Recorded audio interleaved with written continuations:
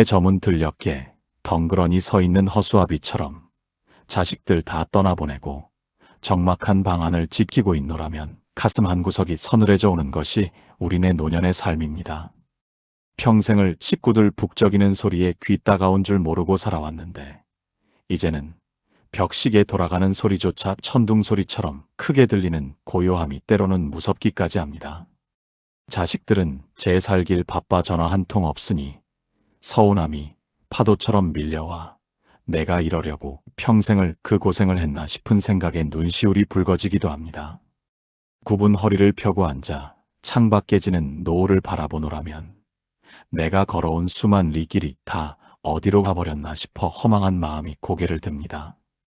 평생을 남을 위해 아궁이에 불을 떼고 밥물을 맞추며 살아왔는데 이제 정작 나를 위해 끓일 찌개한 냄비가 왜 이리도 무겁게 느껴지는지 모릅니다. 하지만 부처님께서는 이 지독한 홀로 있음의 시간이 사실은 온 세상을 다 가진 왕보다 더 당당한 영웅의 시간이라고 말씀하셨습니다. 세상 사람들은 누군가 곁에 있어야만 행복이라 여기고 자식의 성공이나 타인의 칭찬에 내 마음의 등불을 맡겨두곤 합니다. 하지만 남의 손에 들린 등불은 바람 한 자락에 쉽게 꺼지기 마련입니다. 부따께서는 홀로 앉아있는 그 자리가 바로 내 안에 꺼지지 않는 불꽃을 발견하는 성스러운 마당이라고 일러주셨습니다. 시끄러운 세상 소리가 잦아들어야만 비로소 내 안에서 울려 퍼지는 참된 목소리를 들을 수 있기 때문입니다. 홀로 당당하게 앉아있음은 결코 남겨진 이의 쓸쓸함이 아닙니다. 그것은 평생 밖으로만 향해 있던 눈을 안으로 돌려 잃어버렸던 진짜 나를 찾아가는 가장 용기 있는 마침표의 시작입니다. 아궁이의 불이 다 타버리고 남은 따뜻한 온기처럼 화려함은 사라졌어도 그윽한 평화가 차오르는 법입니다. 마당 구석에 쌓인 낙엽이 바람에 구르는 소리가 유난히 크게 들리는 깊은 밤, 전등 하나 켜지 않은 방 안은 적막하기만 합니다. 평생을 자식들의 울음소리와 웃음소리, 그리고 가족들을 뒷바라지하는 분주함으로 채워왔던 그 방이 이제는 주인의 숨소리조차 낯설게 느껴질 만큼 텅 비어 있습니다. 사람들은 흔히 이 시간을 외로움이라는 이름으로 부르며 서글퍼합니다. 하지만 부처님께서는 이 고요함이야말로 세상 그 무엇과도 바꿀 수 없는 보석 같은 시간이라고 가르쳐 주셨습니다. 밖에서 들려오는 소란스러운 소리들이 잦아들 때 비로소 내 마음속 깊은 곳에서 흐르는 맑은 샘물 소리를 들을 수 있기 때문입니다. 평생을 남의 눈치를 보고 남의 기분을 맞추느라 정작 내 마음이 어떤 말을 하고 싶어 하는지는 들어줄 틈이 없었습니다. 이제야 비로소 아무도 방해하지 않는 나만의 공간에서 내 영혼과 마주 앉아 따뜻한 차 한 잔을 나눌 수 있는 기회가 온 것입니다. 캄캄한 밤하늘에 별이 더 밝게 빛나는 것처럼 주변이 어두워지고 고요해질 때 내 안에 참된 빛은 더욱 선명하게 드러납니다. 자식의 안부 전화 한 통에 기분이 좋았다가도 소식이 없으면 금세 서운해지던 마음을 가라앉히고 굽은 손마디를 가만히 쓰다듬으며 그동안 참 고생 많았다고 스스로를 다독여주는 시간입니다. 이것은 세상으로부터 버림받은 것이 아니라 세상의 모든 소란으로부터 스스로를 지켜내는 일입니다. 텅 빈 방은 더 이상 외로운 감옥이 아니라 내 마음의 평화를 가꾸는 거룩한 수행의 마당이 됩니다. 홀로 앉아있는 그 자리가 바로 우주의 중심이며 그곳에서 느끼는 평온함은 그 누구도 빼앗아갈 수 없는 온전한 나의 것입니다.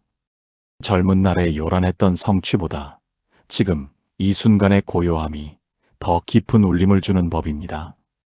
부처님께서 말씀하신 홀로 앉아있는 영웅의 모습은 결코 거창한 것이 아닙니다. 그것은 마치 깊은 산 속에서 수천 년을 변함없이 서 있는 바위처럼 주변의 풍경이 바뀌어도 흔들림 없이 제자리를 지키는 마음의 자세를 뜻합니다.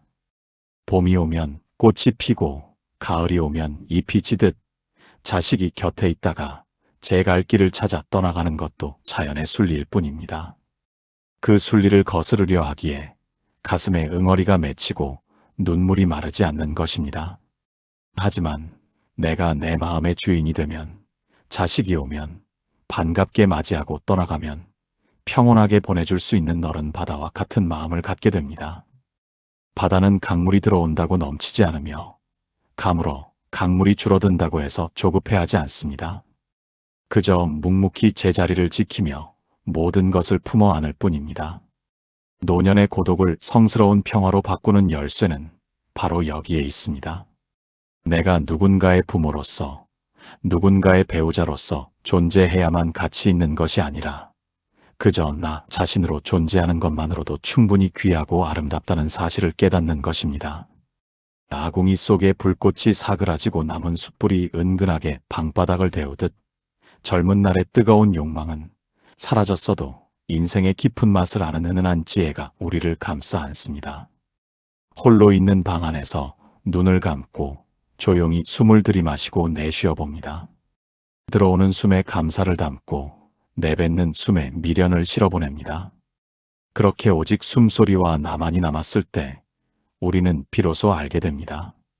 내가 평생 찾아 헤매던 행복은 자식의 효도나 넉넉한 재산에 있었던 것이 아니라 바로 이 고요한 매 순간 속에 이미 깃들어 있었다는 사실을 말입니다.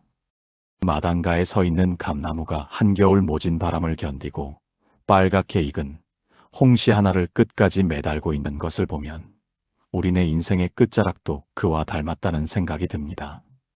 껍질은 쭈글쭈글해지고 속은 말랑해져서 누군가의 손길만 닿아도 툭 터질 것 같지만 그 안에는 평생의 햇살과 바람을 머금은 가장 달콤한 진액이 들어 있습니다. 사람의 육신이 늙어가는 것도 이와 같습니다. 젊은 날에 팽팽했던 살결은 가고 깊은 주름이 골짜기처럼 패였지만 그 주름 하나하나에는 자식들 배불리 먹이고 세상 풍파 막아내던 훈장이 새겨져 있는 것입니다. 부처님께서는 겉모습이 시들어가는 것을 슬퍼하지 말라고 하셨습니다. 잎이 져야 열매가 보이고 꽃이 떨어져야 씨앗이 맺히는 법이기 때문입니다. 홀로 남겨진 방 안에서 거울 속에 비친 자신의 주름진 얼굴을 가만히 들여다보는 시간은 내가 얼마나 치열하게 그리고 아름답게 이 세상을 살아왔는지를 확인하는 영광스러운 대면의 시간입니다. 세상 사람들은 보이고 들리는 화려함에만 박수를 보내지만 붓다께서는 아무도 보지 않는 곳에서 묵묵히 익어가는 그 마음의 깊이를 더 귀하게 여기셨습니다. 자식들이 곁에 없어 적막하다고 느끼는 그 마음의 틈새로 비로소 세상을 향한 원망도 미련도 없는 진짜 나의 향기가 배어나오기 시작합니다. 그것은 마치 갓 지은 가마솥 밥에서 피어오르는 구수한 김처럼 화려하지는 않지만 주변을 따뜻하게 적시는 생명의 기운입니다. 늙어간다는 것은 결코 낡아 없어지는 과정이 아니라 인생이라는 나무에서 가장 맛있는 열매를 맺어가는 성숙의 과정입니다. 홀로 있는 그 자리는 외로움의 감옥이 아니라 내 삶의 가장 달콤한 결실을 오롯이 음미하는 축제의 장소와도 같습니다. 이제는 밖으로 향하던 시선을 거두고 내 안에서 익어가는 그윽한 평화의 향기를 맡아볼 때입니다. 한평생 쟁기를 끌며 논밭을 일구던 소가 해질녘 외양간으로 돌아와 거친 숨을 고르듯 우리네 노년도 이제는 무거운 짐을 내려놓고 편히 쉴 권리가 있습니다. 평생을 누구의 엄마로, 누구의 아버지로 살며 자식의 아픔이 내 아픔인 양 가슴을 쥐어뜯고 자식의 기쁨을 위해 내 몸 하나 부서지는 줄 모르고 달려온 세월이었습니다. 하지만 이제 자식들은 저마다의 둥지를 틀고 떠나갔고 내 손에는 더 이상 쥐어줄 보따리도 남아있지 않습니다. 이때 찾아오는 허전함은 마치 평생 일구던 밭을 빼앗긴 농부의 심정과도 같을 것입니다. 그러나 부처님께서는 바로 그 빈손이야말로 세상에서 가장 자유롭고 가벼운 손이라고 일러주셨습니다. 무언가를 움켜쥐고 있을 때는 그것을 잃어버릴까봐 전전긍긍하며 밤잠을 설쳐야 하지만 손을 펴고 모든 것을 놓아버린 사람에게는 도둑이 들까 걱정할 일도 떨어뜨릴까 염려할 일도 없기 때문입니다. 자식을 향한 집착과 걱정은 때로는 따뜻한 사랑이기도 하지만 결국은 내 마음과 자식의 마음을 동시에 올가매는 무거운 사슬이 되기도 합니다.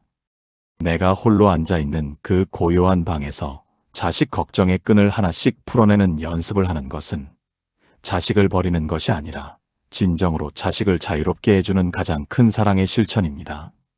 내 마음이 평온해야 자식의 삶도 평탄해지는 법입니다.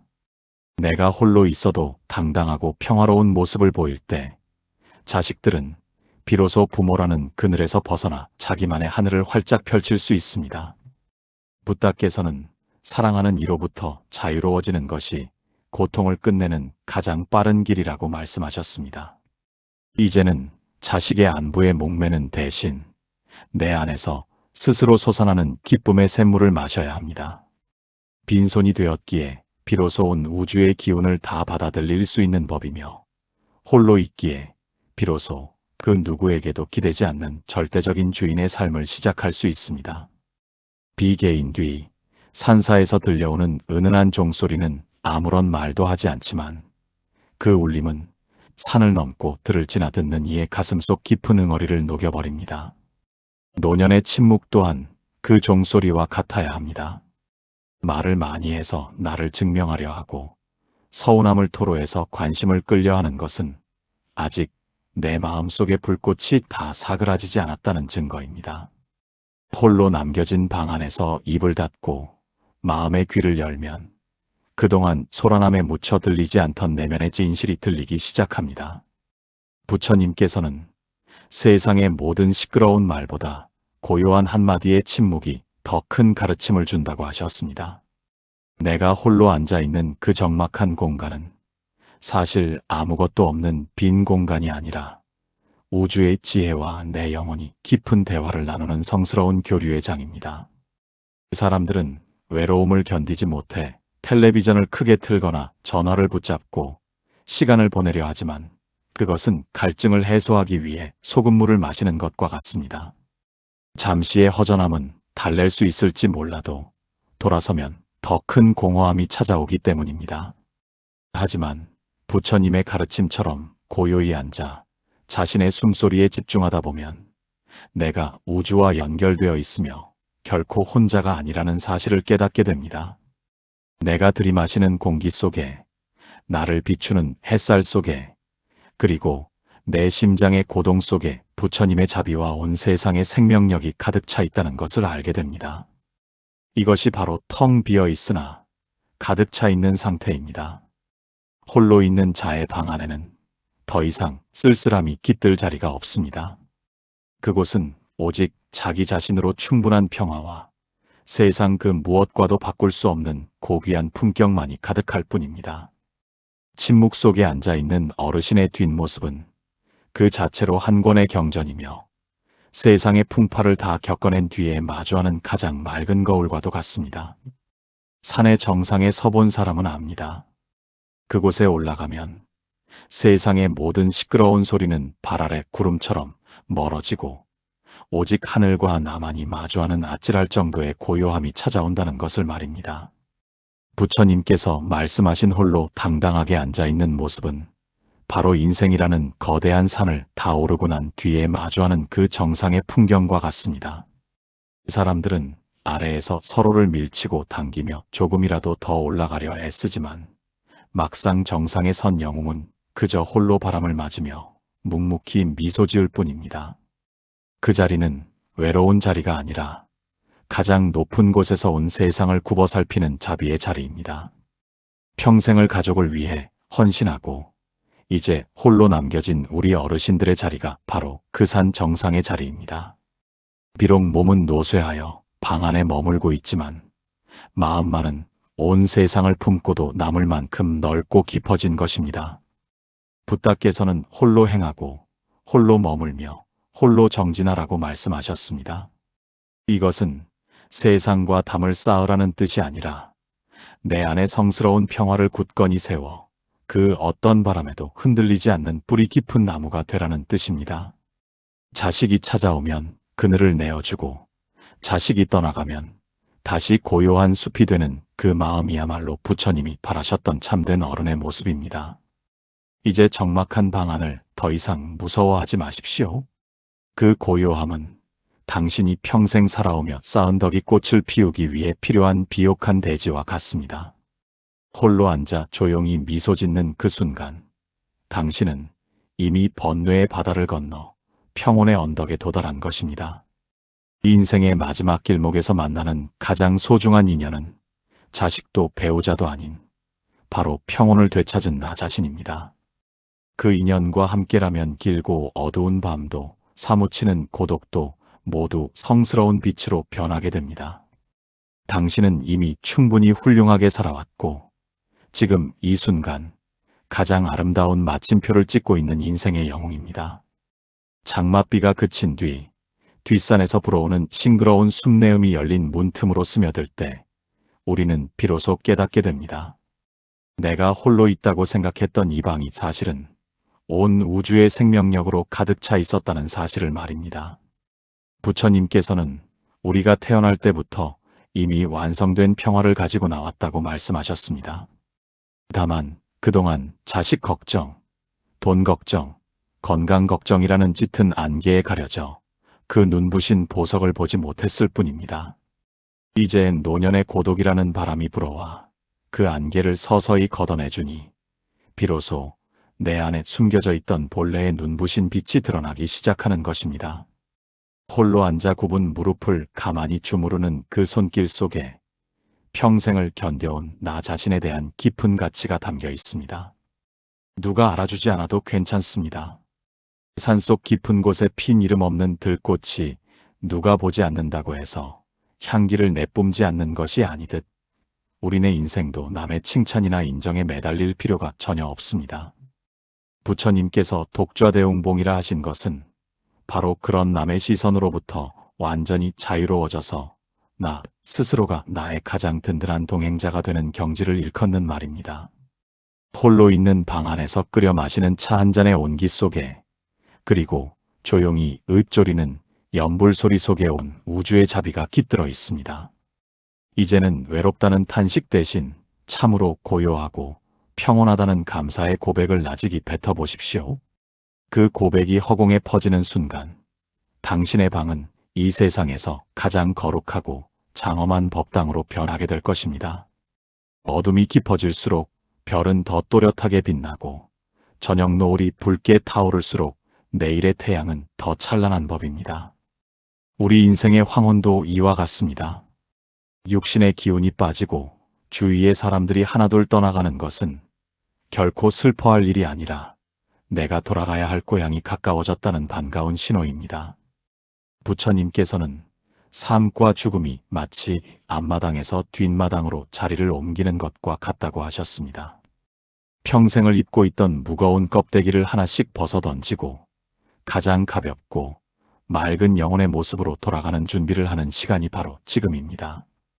홀로 앉아있는 그 고요한 시간은 그동안 세상에 묻혀있던 내 영혼의 먼지를 털어내고 가장 깨끗한 모습으로 마지막 채비를 하는 성스러운 시간입니다.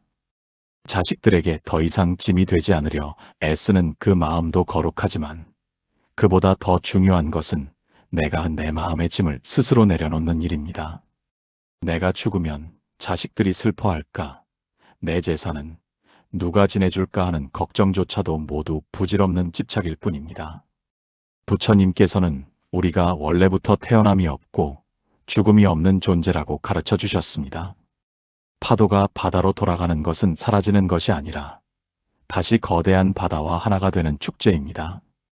홀로 있는 방 안에서 그 거대한 바다의 품을 미리 느껴보십시오. 내 숨결이 우주의 숨결이 되고 내 마음이 부처님의 마음과 하나로 녹아드는 그 황홀한 합일의 순간을 말입니다. 그때 비로소 우리는 죽음조차도 두렵지 않은 진정한 자유를 얻게 됩니다. 이제 모든 준비는 끝났습니다.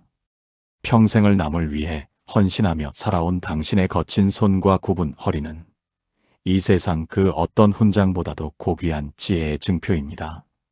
부처님께서는 고통의 바다를 건너 평온의 언덕에 도달한 이들에게 마지막으로 이렇게 당부하셨습니다. 자기 자신을 등불로 삼고 진리의 가르침을 등불로 삼아 묵묵히 걸어가라고 말입니다. 홀로 남겨진 방 안에서 당신이 밝힌 그 마음의 등불은 비단 당신의 앞길만을 비추는 것이 아닙니다. 당신이 보여주는 그 평온하고 당당한 뒷모습은 뒤따라오는 자식들과 후손들에게 인생을 어떻게 아름답게 마무리해야 하는가를 보여주는 가장 위대한 가르침이 됩니다. 당신은 결코 혼자가 아닙니다. 당신이 내쉬는 매 순간의 숨결 속에 부처님의 자비가 깃들어 있고, 당신이 견뎌온 매 순간의 고통 속에 깨달음의 씨앗이 숨겨져 있었습니다. 부다께서는 홀로 앉아있는 그 자리가 바로 내 안에 꺼지지 않는 불꽃을 발견하는 성스러운 마당이라고 일러주셨습니다. 시끄러운 세상 소리가 잦아들어야만 비로소 내 안에서 울려 퍼지는 참된 목소리를 들을 수 있기 때문입니다. 홀로 당당하게 앉아있음은 결코 남겨진 이의 쓸쓸함이 아닙니다. 그것은 평생 밖으로만 향해 있던 눈을 안으로 돌려 잃어버렸던 진짜 나를 찾아가는 가장 용기 있는 마침표의 시작입니다.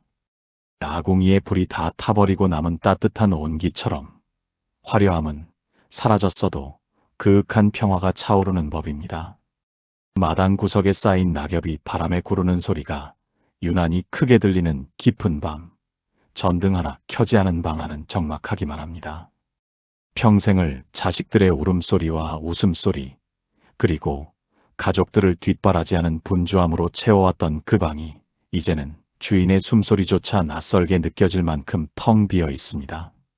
사람들은 흔히 이 시간을 외로움이라는 이름으로 부르며 서글퍼합니다. 하지만 부처님께서는 이 고요함이야말로 세상 그 무엇과도 바꿀 수 없는 보석 같은 시간이라고 가르쳐 주셨습니다. 밖에서 들려오는 소란스러운 소리들이 잦아들 때 비로소 내 마음속 깊은 곳에서 흐르는 맑은 샘물 소리를 들을 수 있기 때문입니다. 평생을 남의 눈치를 보고 남의 기분을 맞추느라 정작 내 마음이 어떤 말을 하고 싶어 하는지는 들어줄 틈이 없었습니다. 이제야 비로소 아무도 방해하지 않는 나만의 공간에서 내 영혼과 마주 앉아 따뜻한 차 한 잔을 나눌 수 있는 기회가 온 것입니다. 캄캄한 밤하늘에 별이 더 밝게 빛나는 것처럼 주변이 어두워지고 고요해질 때 내 안에 참된 빛은 더욱 선명하게 드러납니다. 자식의 안부 전화 한 통에 기분이 좋았다가도 소식이 없으면 금세 서운해지던 마음을 가라앉히고 굽은 손마디를 가만히 쓰다듬으며 그동안 참 고생 많았다고 스스로를 다독여주는 시간입니다. 이것은 세상으로부터 버림받은 것이 아니라 세상의 모든 소란으로부터 스스로를 지켜내는 일입니다. 텅 빈 방은 더 이상 외로운 감옥이 아니라 내 마음의 평화를 가꾸는 거룩한 수행의 마당이 됩니다. 홀로 앉아있는 그 자리가 바로 우주의 중심이며 그곳에서 느끼는 평온함은 그 누구도 빼앗아갈 수 없는 온전한 나의 것입니다. 젊은 날의 요란했던 성취보다 지금 이 순간의 고요함이 더 깊은 울림을 주는 법입니다. 부처님께서 말씀하신 홀로 앉아있는 영웅의 모습은 결코 거창한 것이 아닙니다. 그것은 마치 깊은 산 속에서 수천 년을 변함없이 서 있는 바위처럼 주변의 풍경이 바뀌어도 흔들림 없이 제자리를 지키는 마음의 자세를 뜻합니다. 봄이 오면 꽃이 피고 가을이 오면 잎이 지듯 자식이 곁에 있다가 제 갈 길을 찾아 떠나가는 것도 자연의 순리일 뿐입니다. 그 순리를 거스르려 하기에 가슴에 응어리가 맺히고 눈물이 마르지 않는 것입니다. 하지만 내가 내 마음의 주인이 되면, 자식이 오면 반갑게 맞이하고 떠나가면 평온하게 보내줄 수 있는 너른 바다와 같은 마음을 갖게 됩니다. 바다는 강물이 들어온다고 넘치지 않으며 가물어 강물이 줄어든다고 해서 조급해하지 않습니다. 그저 묵묵히 제자리를 지키며 모든 것을 품어 안을 뿐입니다. 노년의 고독을 성스러운 평화로 바꾸는 열쇠는 바로 여기에 있습니다. 내가 누군가의 부모로서, 누군가의 배우자로서 존재해야만 가치 있는 것이 아니라 그저 나 자신으로 존재하는 것만으로도 충분히 귀하고 아름답다는 사실을 깨닫는 것입니다. 아궁이 속에 불꽃이 사그라지고 남은 숯불이 은근하게 방바닥을 데우듯 젊은 날의 뜨거운 욕망은 사라졌어도 인생의 깊은 맛을 아는 은은한 지혜가 우리를 감싸 안습니다. 홀로 있는 방 안에서 눈을 감고 조용히 숨을 들이마시고 내쉬어 봅니다. 들어오는 숨에 감사를 담고 내뱉는 숨에 미련을 실어보냅니다. 그렇게 오직 숨소리와 나만이 남았을 때 우리는 비로소 알게 됩니다. 내가 평생 찾아 헤매던 행복은 자식의 효도나 넉넉한 재산에 있었던 것이 아니라 바로 이 고요한 매 순간 속에 이미 깃들어 있었다는 사실을 말입니다.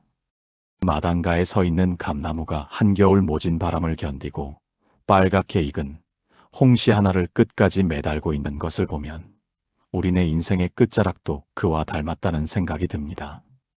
껍질은 쭈글쭈글해지고 속은 말랑해져서 누군가의 손길만 닿아도 툭 터질 것 같지만 그 안에는 평생의 햇살과 바람을 머금은 가장 달콤한 진액이 들어 있습니다. 사람의 육신이 늙어가는 것도 이와 같습니다.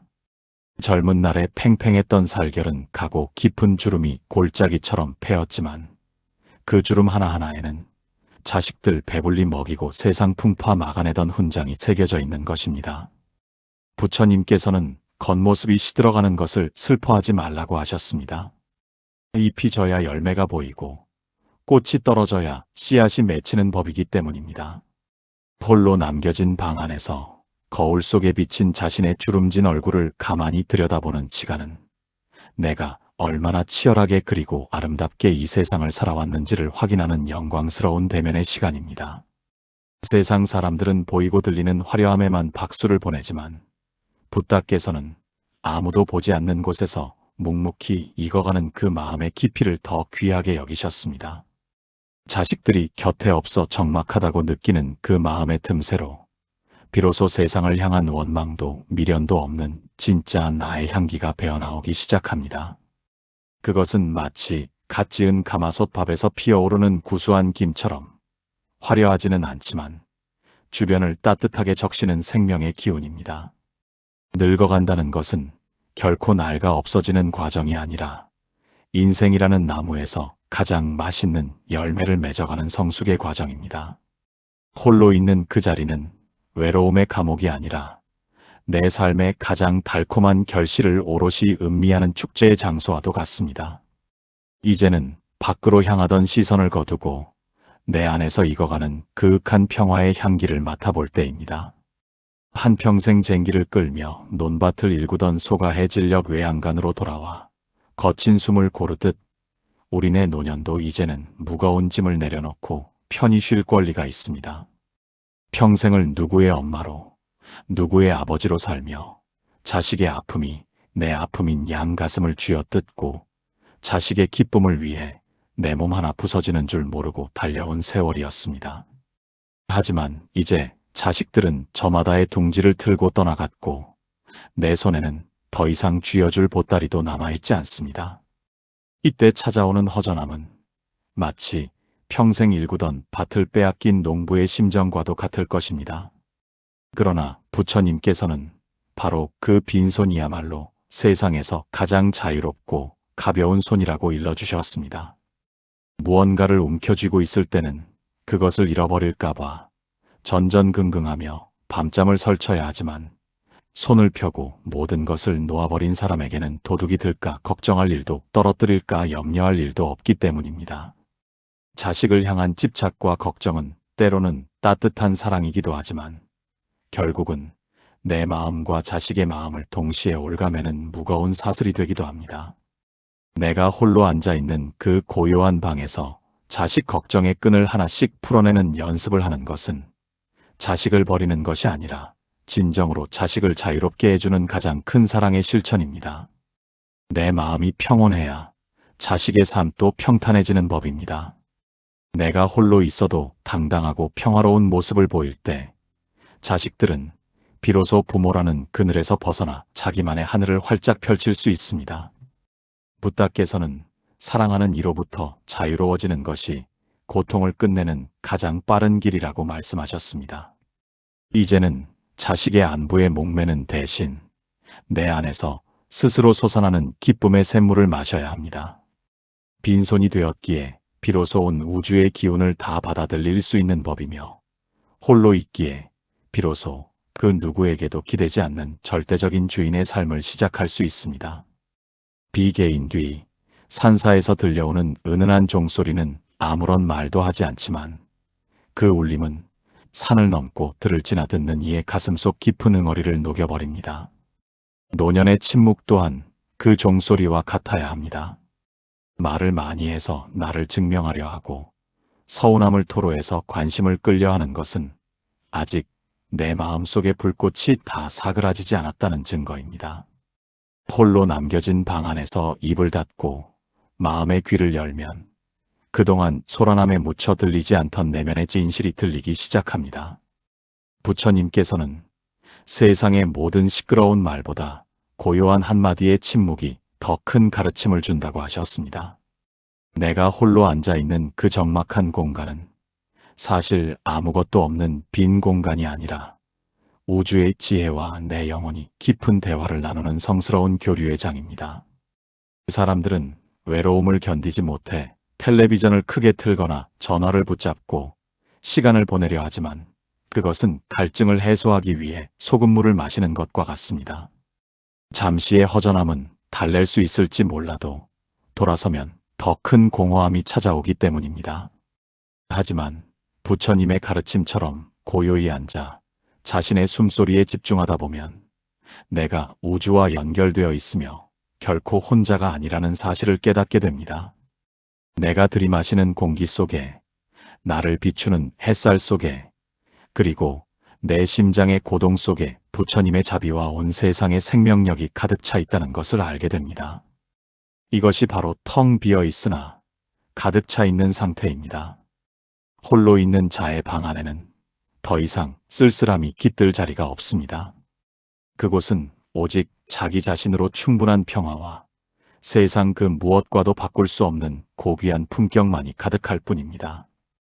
침묵 속에 앉아있는 어르신의 뒷모습은 그 자체로 한 권의 경전이며 세상의 풍파를 다 겪어낸 뒤에 마주하는 가장 맑은 거울과도 같습니다. 산의 정상에 서본 사람은 압니다. 그곳에 올라가면 세상의 모든 시끄러운 소리는 발 아래 구름처럼 멀어지고 오직 하늘과 나만이 마주하는 아찔할 정도의 고요함이 찾아온다는 것을 말입니다. 부처님께서 말씀하신 홀로 당당하게 앉아있는 모습은 바로 인생이라는 거대한 산을 다 오르고 난 뒤에 마주하는 그 정상의 풍경과 같습니다. 사람들은 아래에서 서로를 밀치고 당기며 조금이라도 더 올라가려 애쓰지만 막상 정상에 선 영웅은 그저 홀로 바람을 맞으며 묵묵히 미소 지을 뿐입니다. 그 자리는 외로운 자리가 아니라 가장 높은 곳에서 온 세상을 굽어 살피는 자비의 자리입니다. 평생을 가족을 위해 헌신하고 이제 홀로 남겨진 우리 어르신들의 자리가 바로 그 산 정상의 자리입니다. 비록 몸은 노쇠하여 방 안에 머물고 있지만 마음만은 온 세상을 품고도 남을 만큼 넓고 깊어진 것입니다. 부다께서는 홀로 행하고 홀로 머물며 홀로 정진하라고 말씀하셨습니다. 이것은 세상과 담을 쌓으라는 뜻이 아니라 내 안에 성스러운 평화를 굳건히 세워 그 어떤 바람에도 흔들리지 않는 뿌리 깊은 나무가 되라는 뜻입니다. 자식이 찾아오면 그늘을 내어주고 자식이 떠나가면 다시 고요한 숲이 되는 그 마음이야말로 부처님이 바라셨던 참된 어른의 모습입니다. 이제 적막한 방 안을 더 이상 무서워하지 마십시오. 그 고요함은 당신이 평생 살아오며 쌓은 덕이 꽃을 피우기 위해 필요한 비옥한 대지와 같습니다. 홀로 앉아 조용히 미소 짓는 그 순간, 당신은 이미 번뇌의 바다를 건너 평온의 언덕에 도달한 것입니다. 인생의 마지막 길목에서 만나는 가장 소중한 인연은 자식도 배우자도 아닌 바로 평온을 되찾은 나 자신입니다. 그 인연과 함께라면 길고 어두운 밤도 사무치는 고독도 모두 성스러운 빛으로 변하게 됩니다. 당신은 이미 충분히 훌륭하게 살아왔고 지금 이 순간 가장 아름다운 마침표를 찍고 있는 인생의 영웅입니다. 장맛비가 그친 뒤 뒷산에서 불어오는 싱그러운 숲내음이 열린 문틈으로 스며들 때 우리는 비로소 깨닫게 됩니다.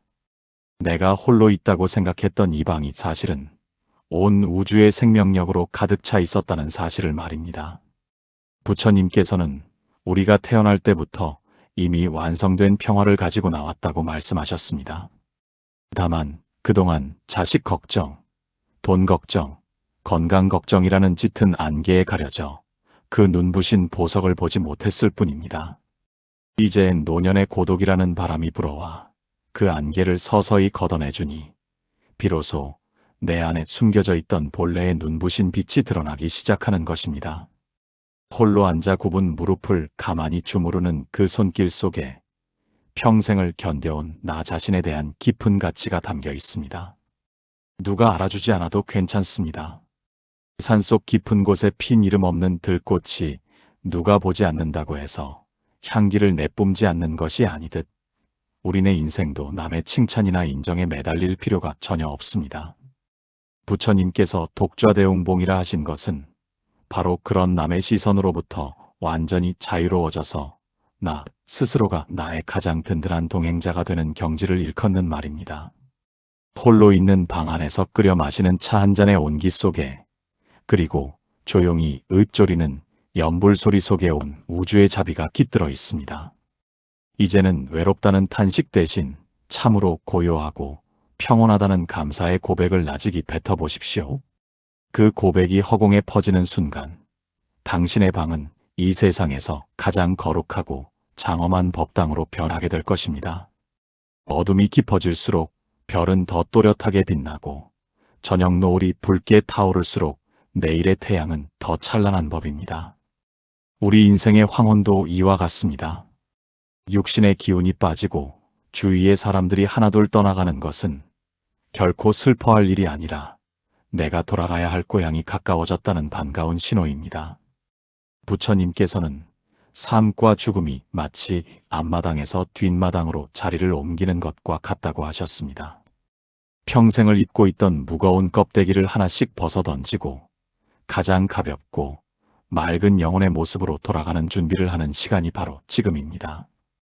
홀로 앉아있는 그 고요한 시간은 그동안 세상에 묻혀있던 내 영혼의 먼지를 털어내고 가장 깨끗한 모습으로 마지막 채비를 하는 성스러운 시간입니다. 자식들에게 더 이상 짐이 되지 않으려 애쓰는 그 마음도 거룩하지만 그보다 더 중요한 것은 내가 내 마음의 짐을 스스로 내려놓는 일입니다.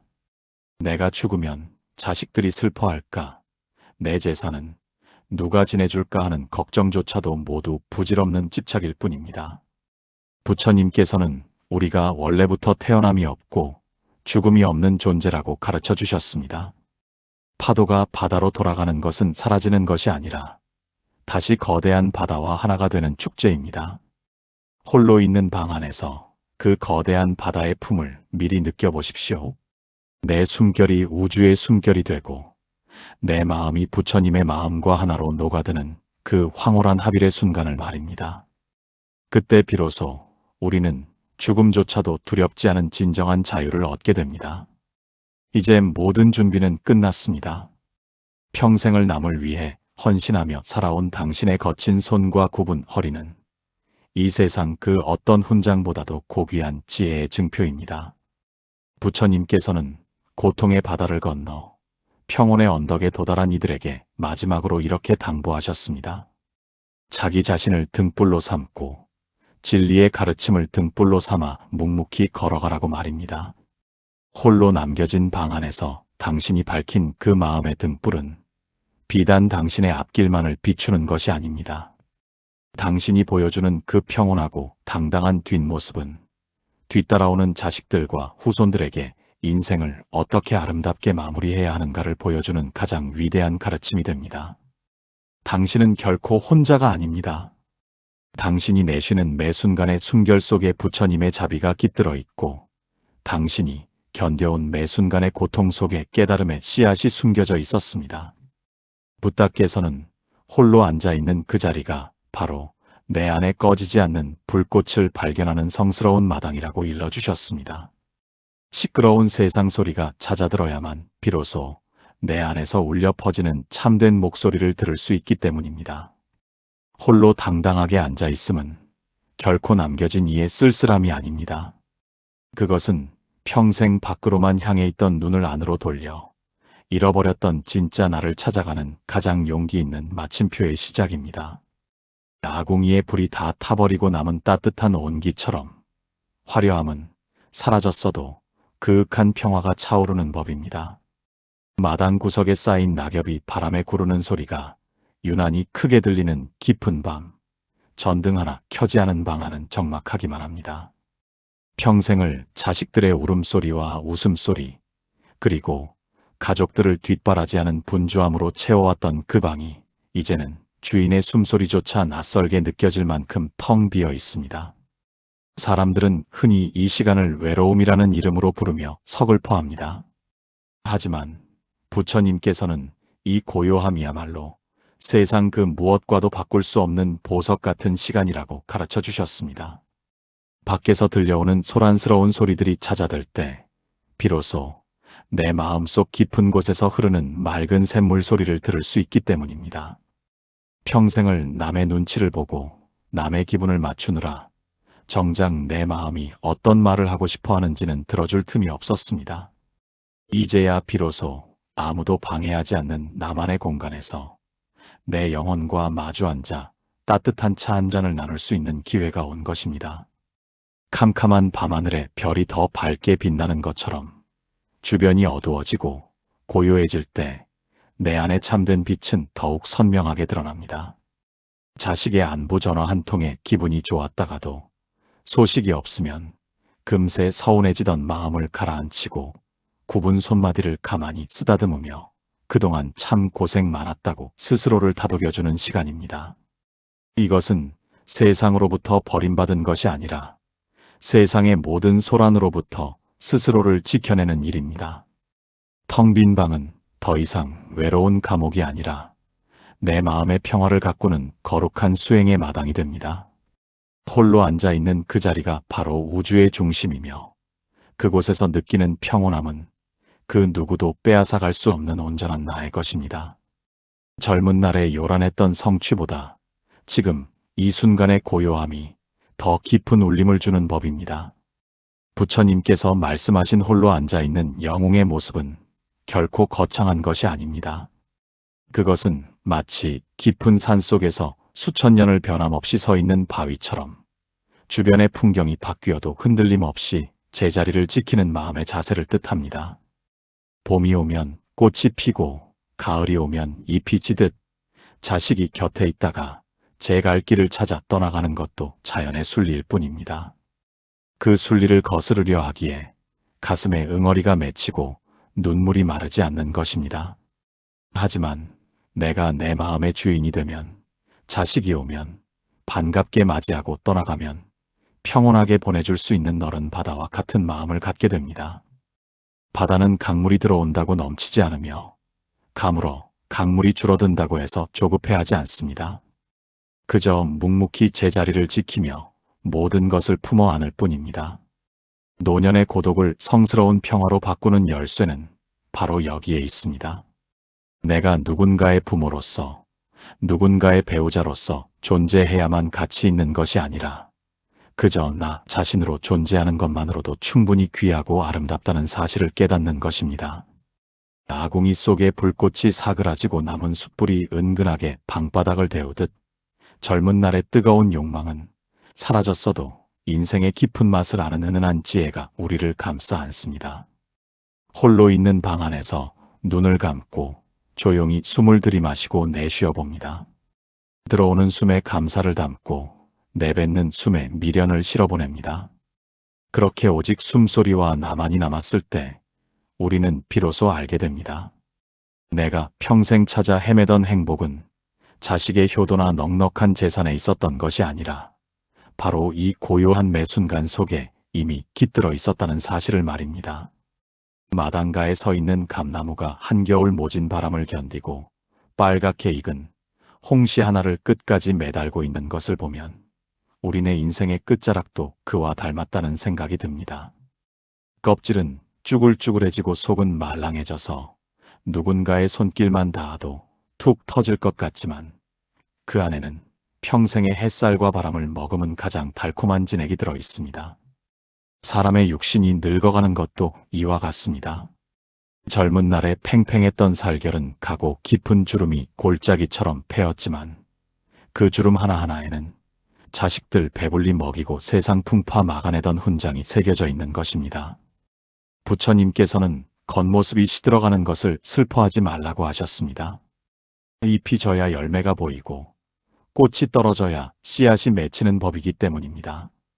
홀로 남겨진 방 안에서 거울 속에 비친 자신의 주름진 얼굴을 가만히 들여다보는 시간은 내가 얼마나 치열하게 그리고 아름답게 이 세상을 살아왔는지를 확인하는 영광스러운 대면의 시간입니다.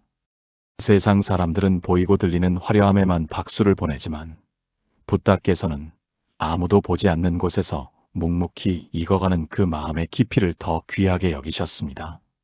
자식들이 곁에 없어 적막하다고 느끼는 그 마음의 틈새로 비로소 세상을 향한 원망도 미련도 없는 진짜 나의 향기가 배어나오기 시작합니다.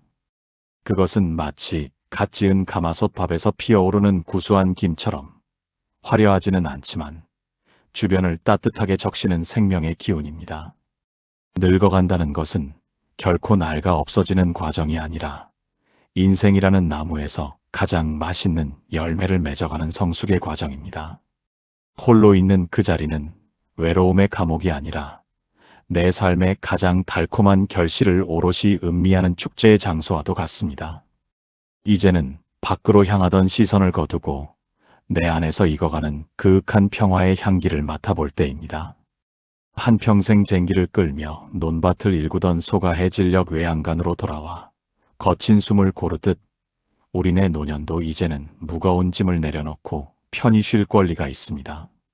평생을 누구의 엄마로, 누구의 아버지로 살며 자식의 아픔이 내 아픔인 양 가슴을 쥐어뜯고 자식의 기쁨을 위해 내 몸 하나 부서지는 줄 모르고 달려온 세월이었습니다. 하지만 이제 자식들은 저마다의 둥지를 틀고 떠나갔고 내 손에는 더 이상 쥐어줄 보따리도 남아있지 않습니다. 이때 찾아오는 허전함은 마치 평생 일구던 밭을 빼앗긴 농부의 심정과도 같을 것입니다. 그러나 부처님께서는 바로 그 빈손이야말로 세상에서 가장 자유롭고 가벼운 손이라고 일러주셨습니다. 무언가를 움켜쥐고 있을 때는 그것을 잃어버릴까봐 전전긍긍하며 밤잠을 설쳐야 하지만 손을 펴고 모든 것을 놓아버린 사람에게는 도둑이 들까 걱정할 일도 떨어뜨릴까 염려할 일도 없기 때문입니다. 자식을 향한 집착과 걱정은 때로는 따뜻한 사랑이기도 하지만 결국은 내 마음과 자식의 마음을 동시에 옭아매는 무거운 사슬이 되기도 합니다. 내가 홀로 앉아있는 그 고요한 방에서 자식 걱정의 끈을 하나씩 풀어내는 연습을 하는 것은 자식을 버리는 것이 아니라 진정으로 자식을 자유롭게 해주는 가장 큰 사랑의 실천입니다. 내 마음이 평온해야 자식의 삶도 평탄해지는 법입니다.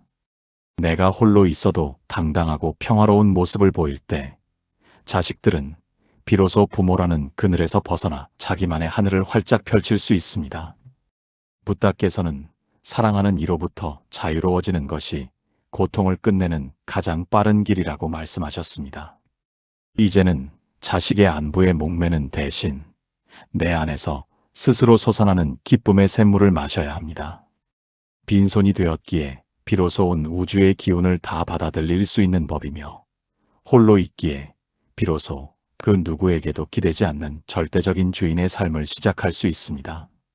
비개인 뒤 산사에서 들려오는 은은한 종소리는 아무런 말도 하지 않지만 그 울림은 산을 넘고 들을 지나 듣는 이의 가슴속 깊은 응어리를 녹여버립니다. 노년의 침묵 또한 그 종소리와 같아야 합니다. 말을 많이 해서 나를 증명하려 하고 서운함을 토로해서 관심을 끌려 하는 것은 아직 내 마음속의 불꽃이 다 사그라지지 않았다는 증거입니다. 홀로 남겨진 방 안에서 입을 닫고 마음의 귀를 열면 그동안 소란함에 묻혀 들리지 않던 내면의 진실이 들리기 시작합니다.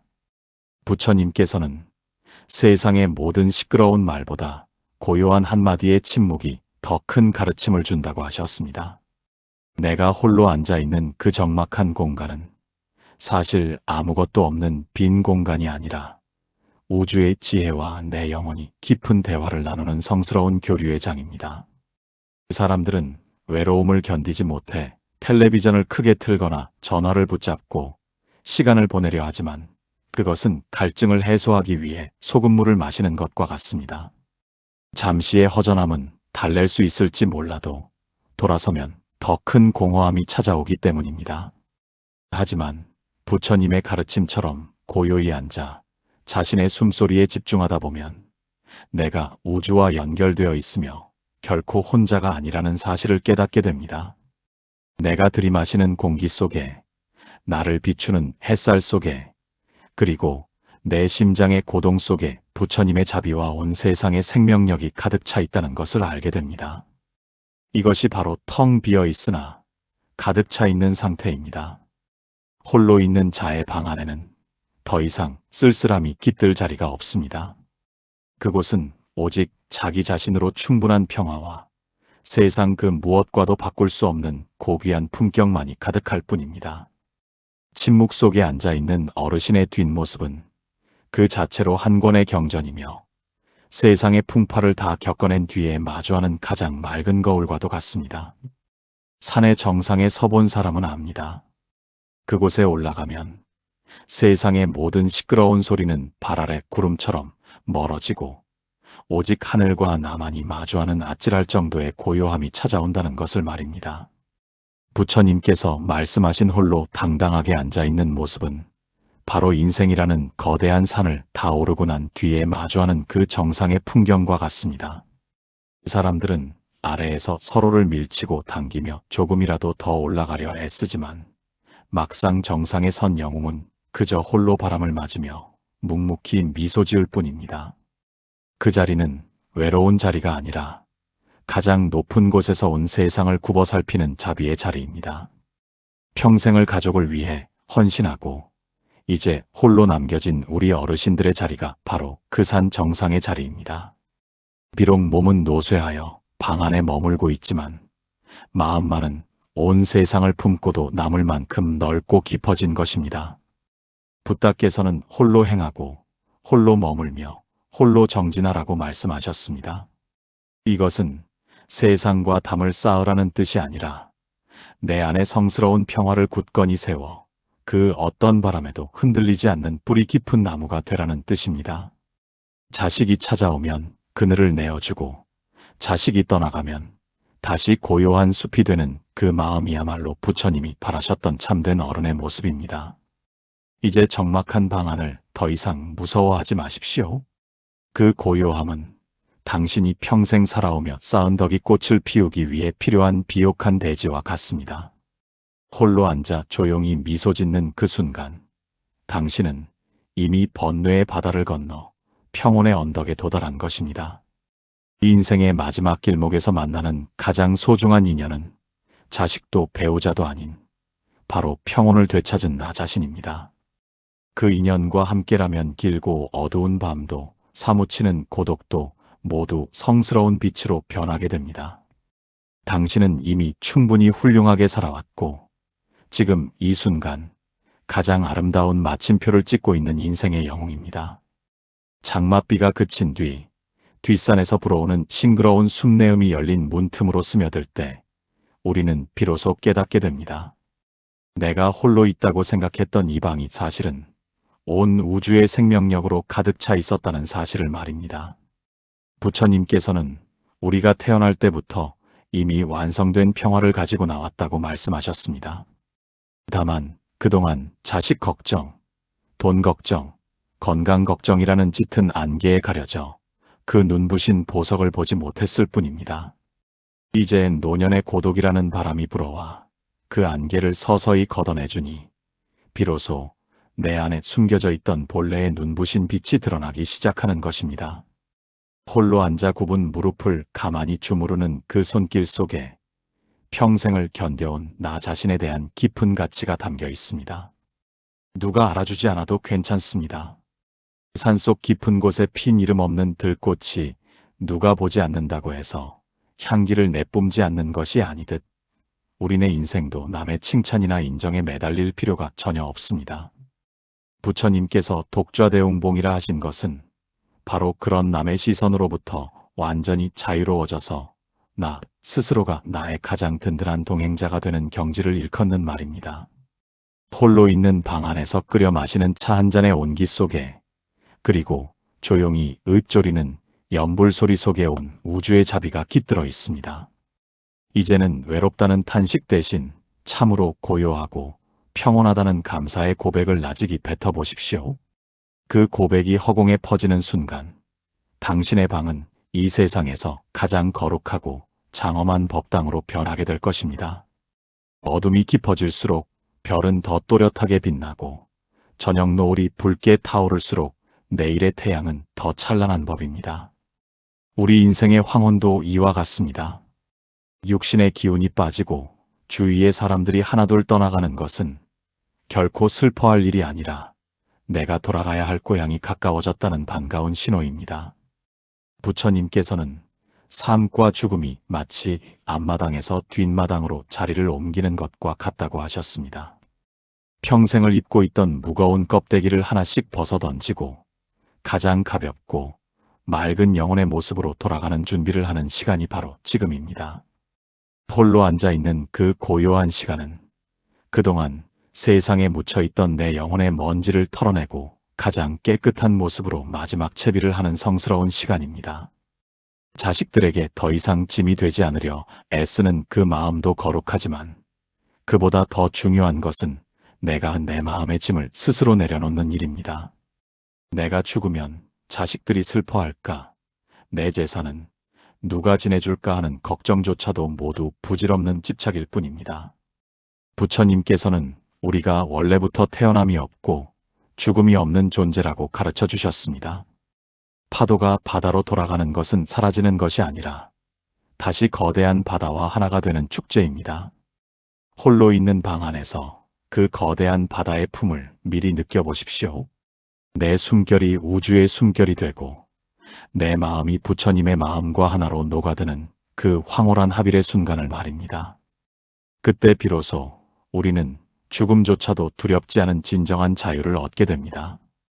이제 모든 준비는 끝났습니다. 평생을 남을 위해 헌신하며 살아온 당신의 거친 손과 굽은 허리는 이 세상 그 어떤 훈장보다도 고귀한 지혜의 증표입니다. 부처님께서는 고통의 바다를 건너 평온의 언덕에 도달한 이들에게 마지막으로 이렇게 당부하셨습니다. 자기 자신을 등불로 삼고 진리의 가르침을 등불로 삼아 묵묵히 걸어가라고 말입니다. 홀로 남겨진 방 안에서 당신이 밝힌 그 마음의 등불은 비단 당신의 앞길만을 비추는 것이 아닙니다. 당신이 보여주는 그 평온하고 당당한 뒷모습은 뒤따라오는 자식들과 후손들에게 인생을 어떻게 아름답게 마무리해야 하는가를 보여주는 가장 위대한 가르침이 됩니다. 당신은 결코 혼자가 아닙니다. 당신이 내쉬는 매 순간의 숨결 속에 부처님의 자비가 깃들어 있고, 당신이 견뎌온 매 순간의 고통 속에 깨달음의 씨앗이 숨겨져 있었습니다. 이제 그 씨앗이 홀로 앉아있는 고요함 속에서 찬란한 꽃을 피우려 합니다. 외로움을 넘어 평화로, 고통을 넘어 환희로 나아가는 이 장엄한 여정에 당신은 주인공으로 서 있습니다. 아무도 찾아오지 않아도 말해주는 이 없어도 괜찮습니다. 당신 안에 부처님이 미소 지으며 당신을 안아주고 계시기 때문입니다. 인생의 마지막 골목에서 마주하는 그 평온한 미소야말로 당신이 평생을 바쳐 일궈낸 가장 값진 열매입니다. 이제 마음 편히 그 열매의 향기를 맡으며 온 우주와 함께 영원한 안식의 춤을 추십시오. 당신은 이미 충분히 훌륭했고 지금 이 순간 세상에서 가장 아름다운 영웅입니다.